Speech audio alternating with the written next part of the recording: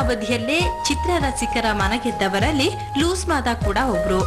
ಅಭಿನಯಿಸಿದ ಮೊದಲ ಚಿತ್ರ ದುನಿಯಾ ಯೋಗಿಗೆ ಸಿನಿ ಜಗತ್ತು ಬೇಗನೆ ದಾರಿ ತೋರಿಸಿತು. ಹೀರೋ ಅಂದ ಕೂಡಲೇ ದಷ್ಟ ಪುಷ್ಟವಾಗಿರ್ಬೇಕು ಅನ್ನೋ ಈ ದಿನಗಳಲ್ಲಿ ಯೋಗಿ ಇದಕ್ಕೆ ಅಪವಾದ. ಇದೇ ಲೂಸ್ ಮಾತನ ಸ್ಪೆಷಾಲಿಟಿ. ಹೇಳಿದ್ರೆ ಹೋಗ್ಬಿಡ್ತೀಯ, ಇದೆಲ್ಲ ಬೇಕಾ ನಿನ್ಗೆ?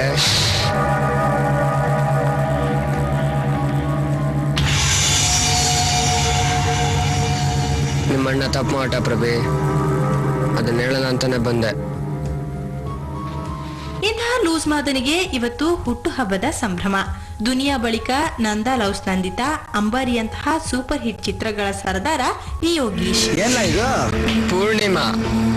ಯಾಕಲ್ಲ ಹಿಂಗ್ ಬರ್ಕೊಂಡಿದ್ದೆ? ಅಲ್ಲೇನ್ ನೋಡ್ತಾ, ಇಲ್ಲಿ ನೋಡಲು.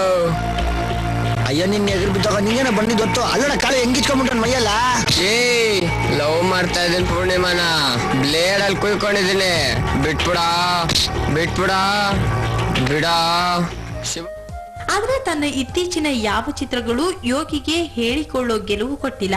ಅದರಲ್ಲೂ ತಮ್ಮದೇ ಬ್ಯಾನರ್ನ ಬಹು ನಿರೀಕ್ಷಿತ ಚಿತ್ರ ಯಕ್ಷ, ಪುಂಡ, ರಾವಣ, ದೇವದಾಸ್ ಎಲ್ಲವೂ ಹಾಗೆ ಬಂದು ಹಾಗೆ ಹೋದ್ವು.